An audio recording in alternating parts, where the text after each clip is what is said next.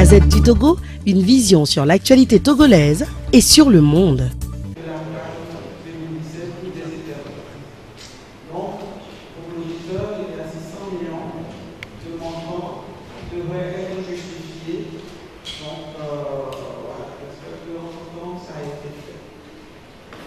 Alors, concernant les ressources, la synthèse, ce que je viens de dire, c'est ça qui est présenté autrement, mais bon, les écritures sont un peu fines parce que le tableau est grand.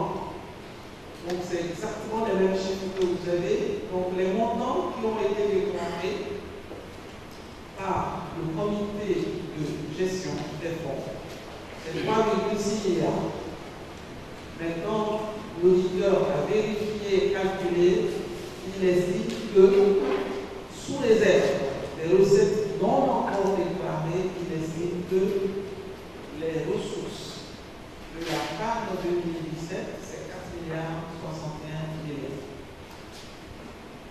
Le comité de gestion a déclaré 3,2 milliards de charges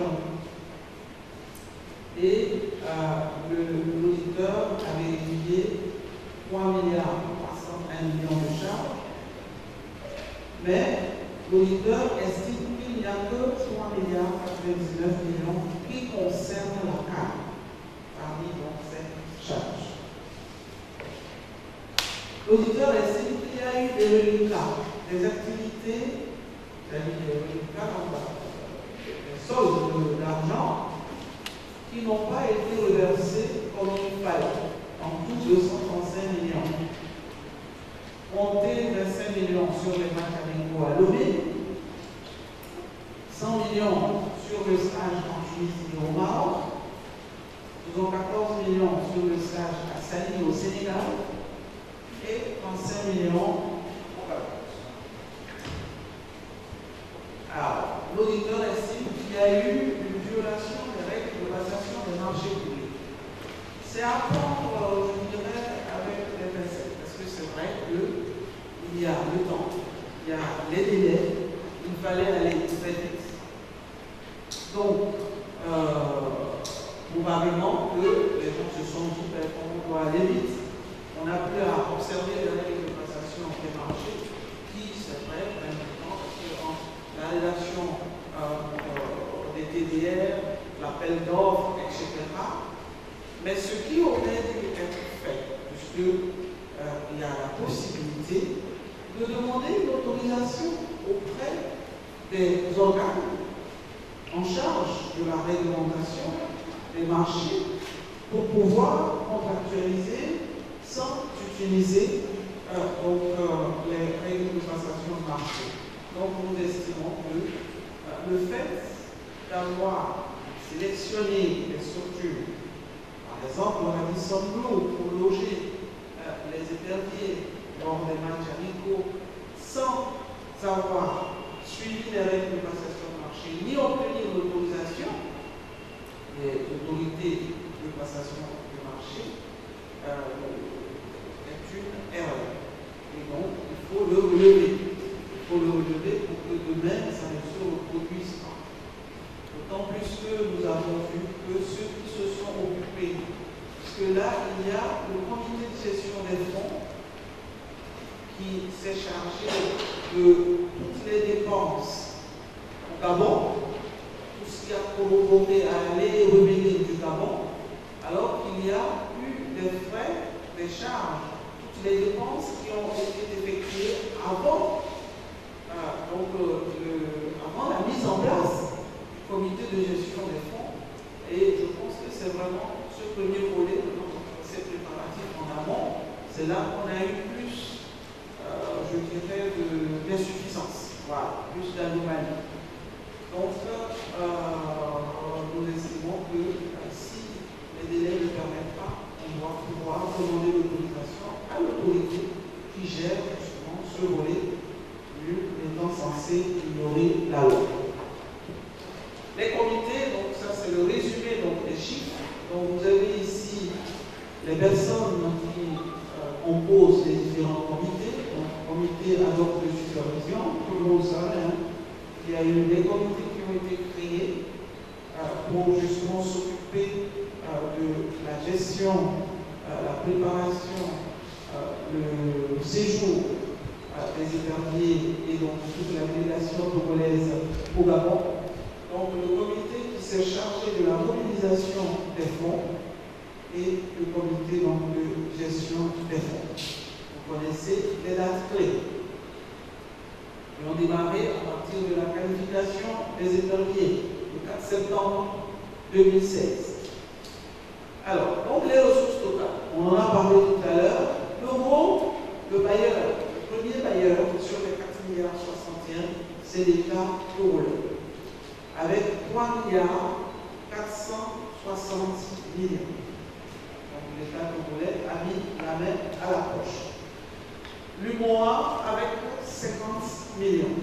Les sociétés publiques, moins le public, donc il s'agit encore des démembrements de l'État, 167 millions.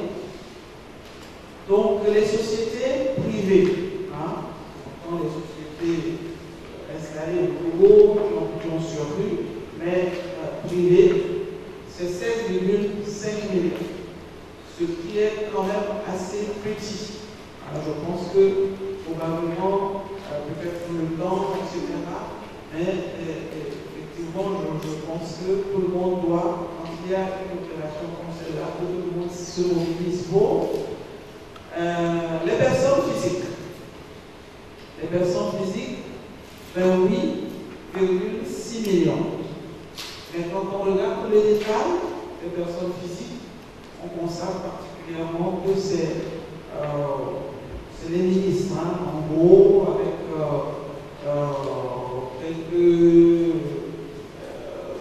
directeurs de société, etc. Donc, on n'a pas vu véritablement une mobilisation des Togolais. Donc, je dirais, dans cette. Parce que je ne peux pas vous donner tous les détails, j'essaie de résumer. D'accord? Donc, nous avons demandé et non obtenu les recettes des matchs, notamment des matchs amicaux. Nous pouvons vous dire que nous avons bien regardé les règles à ce niveau. On nous a dit non, ces recettes-là, on n'a pas voulu les donner, mais moi je n'ai pas vu de règles, je n'ai pas vu de loi, je n'ai pas vu de texte qui disent que ces recettes-là, nous ne devons pas les avoir dans la reddition des comptes. Donc, je laisse pour mémoire que ce sont des informations que nous n'avons pas reçues. Quand on va dans la réglementation de la CAF, on voit exactement ce que le Togo, en tout cas les éperviers représentant dans le Togo, devaient avoir comme ressources de la CAF. Donc on les a évalués à partir de ces textes. Et on est arrivé à 311,4 millions. Donc là, c'est l'évaluation par l'auditeur. Nous n'avons pas vu le versement de ces montants. Donc voilà un peu pour les recettes. À la fin, on a donc un montant qu'on a reçu sur les comptes et un solde qui n'est pas reçu. Donc c'est ce que je vous disais tout à l'heure dans le tableau résumé. Donc 3,729 millions d'encaissés, alors que 3,749 millions d'encaissés et 311 millions de non encaissés. En tout cas, si c'est encaissé, l'auditeur n'a pas vu. Et pour mémoire, les recettes de Macamico que nous n'avons pas vues. Donc, ces ressources mises à disposition, nous avons eu tous les documents qui ont permis de valider les montants qui ont été donc développés par le Trésor, par l'UMOA, etc. D'accord? Donc c'est à nouveau un tableau qui résume le tout. Les dons des sociétés publiques, voilà un peu, on a très rapidement, par exemple, le Grand Zongla, la Chambre de commerce, le Conseil national des chercheurs, la CNSS et le bateau,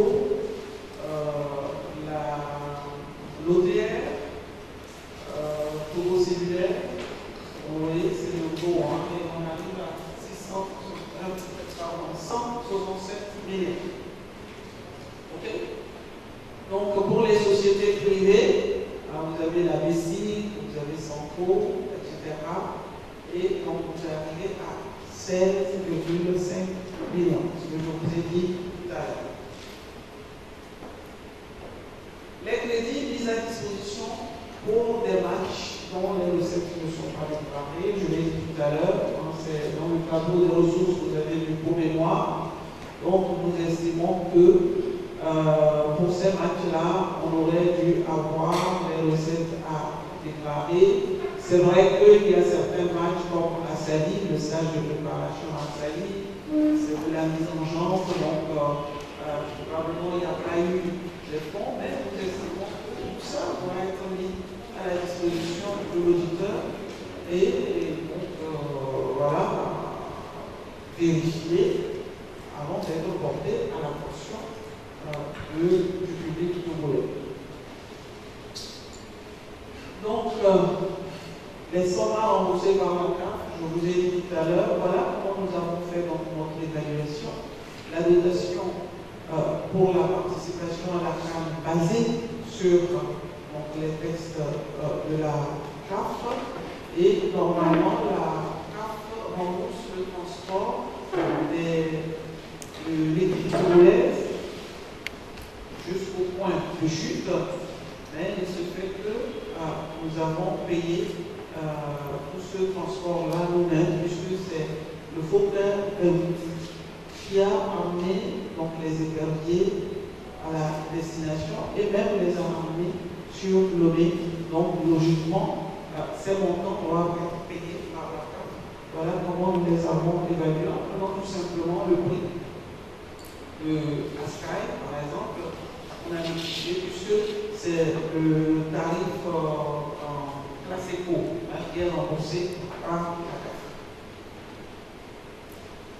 Alors, les dépenses, c'est un grand tableau, c'est 3,99 milliards. Il faut regarder dans la colonne à droite, complètement en bas, 3,99 milliards, ce sont les dépenses, c'est 3,99 milliards. Vous avez 2,417 millions qui concernent les préparatifs de la CAF 2017 et 682 millions qui concernent donc toute l'opération au Gabon. Donc ce tableau est important parce que les 682 millions, c'est ce que le comité de gestion des fonds a eu à justement gérer, alors que les 2,497 millions en amont sont gérés par notamment la Fédération togolaise de football et donc sauf le montant qui concerne le droit, les droits de retransmission qui font quand même 852 millions. Beaucoup sur les 2,417 milliards, 852 millions que l'État du Togo a décaissé pour qu'on puisse retransmettre les matchs pour le public togolais. C'est quand même beaucoup. Alors, donc, quand nous avons obtenu le rapport du comité de gestion de fonds, ce rapport indique 3,348 milliards de charges. Ce rapport est accompagné de pièces avec un récapitulatif qui indique 3,273 milliards. Maintenant, quand on a pris les pièces une à une, on a descendu le totaux, ça veut dire qu'on n'a pas encore regardé si on valide ou pas la pièce. On a juste descendu les totaux, on était à 3 milliards. Donc, ça veut dire que nous avions quand même un grand travail à fouiller, il fallait fouiller et voir qu'est-ce qui se passe, pourquoi on a trois chiffres différents.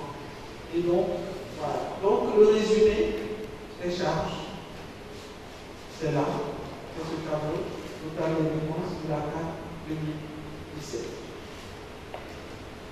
Donc, on a fait un comparatif.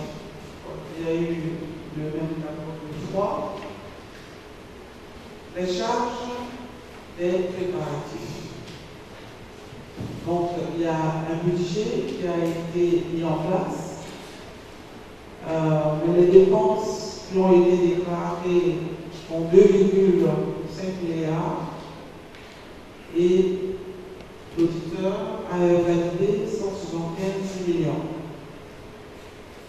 Il y a eu 11 millions de pertes dues à une mauvaise organisation et 2,4 milliards validés. Attention, dans les 2,4 milliards validés, on a quand même intégré les 11 millions que nous estimons qu'on aurait pu économiser. D'accord? Alors, les primes spéciales de qualification. 1,6 milliard de dépenses déclarées dans le rapport et nous avons validé 969,6 millions. Donc, nous estimons que ces 9 millions ne concernent pas la CAN 2017. On ne devrait pas avoir ce chiffre dans les primes spéciales de qualification et de participation. Concernant les frais des matchs amicaux, c'est un grand tableau, c'est vrai, qui va prendre 10 diapos, mais on va aller très vite, puisque vous savez, pour chaque match gagné, il y a des prix, d'abord les primes de campement, gagné ou pas, puis les primes de match quand on a gagné. Donc vous avez les primes, vous avez les achats de billets, puisque vous avez le Rwanda, le Mozambique, on a invité chez nous, donc il a fallu payer des billets pour nos joueurs qui sont venus d'ailleurs, etc. L'hébergement de ceux qu'on a invités, de nos joueurs aussi qu'on a campé, tout ça, donc tout ceci, donc on arrive à donc, 270 millions de charges déclarées, de budget pour cette opération, 300 millions de charges déclarées, mais l'auditeur n'a validé que 265 millions. Il y a 35,3 millions que l'auditeur estime que ça ne concerne pas donc, cette opération. Et quand on vérifie, on constate qu'il y avait 5 millions qu'on aurait dû reverser dans les comptes, soit de l'immobilier, soit du trésor, parce que c'est le trésor qui a financé l'opération. Donc on va dire toute la participation à la CAN 2017, c'est vraiment le bailleur, c'est l'État togolais. Donc, pour les frais de stage en Tunisie et au Maroc, on a le tableau qui résume ça. Donc, un budget de 317 millions, 237 millions de charges déclarées, l'auditeur n'en valide que 147. 70 millions ont été reversés au trésor et l'auditeur estime qu'on devait verser 100 millions. 100 millions qui n'ont pas été reversés. Assali, au Sénégal, la mise en jambe des éperviers. Donc, le budget mis en place, 212 millions. Plus 6 millions qui avaient été payés avancés par la FDF, donc en tout 219 millions.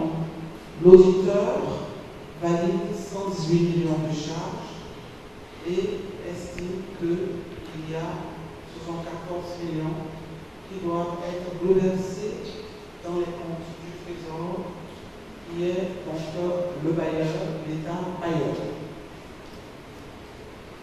Alors, le Fokker 28 qui a emmené, le Fokker 28, c'est l'avion du chef de l'État, donc qui a emmené les éperviers au Gabon, même à Sali, les récupérer là-bas, donc Sali c'est au Sénégal, quelques jours avant,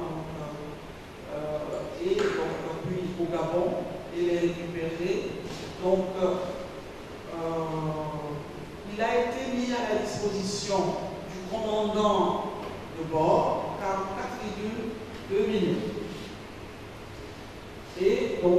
monsieur nous a justifié centime pour centime 44,2 millions. Il nous reste 266 francs que ce monsieur n'a pas justifié parce que sur les factures, vous voyez, quand vous achetez du fuel pour l'avion ou des trucs comme ça, il y a des petits résultats que ce monsieur n'a pas reçu. Et franchement, je souhaiterais qu'après les journalistes vont faire un plan à ce monsieur dont je vais m'oublier le nom. J'ai vraiment apprécié quand j'ai travaillé avec lui tous les documents, les bons de commande, les factures, les justificatifs, tout était clean, propre, il n'y a vraiment rien à dire. Donc, je ne sais pas comment il s'appelle ce monsieur, c'est un commandant. Donc voilà, donc, le commandant base qui a amené à Fauquer Réduit les éperviers à Sali, puis les récupérer, puis au Gabon, à Oyen, Port-Gentil, puis Lomé. Ce monsieur est vraiment à féliciter. Les dépenses au Gabon. Donc, je vous ai dit 682 millions. Vous avez l'hébergement, la restauration, le transport aérien, évidemment, on a glissé le Fauquer dedans, le transport terrestre, les équipements vestimentaires, les primes de match, les serviettes au membre de la délégation togolaise qui ont accompagné nos valeureux éperviers, les prix de la semaine, les dépenses diverses, etc. 682 millions. Donc, comme vous le voyez, 718 millions avaient été budgétisés par les différentes instances du football. C'est aussi les montants que l'État a mis à la disposition. Donc, 704 millions de dépenses ont été déclarées. Mais quand l'auditeur a commencé à regarder tout ça, il a vu que c'est plutôt 708,7 millions de dépenses.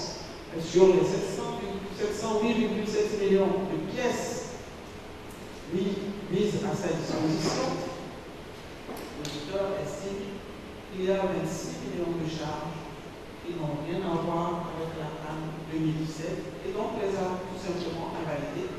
Et donc vous avez 682 millions de charges qui sont validées. Donc voilà un peu.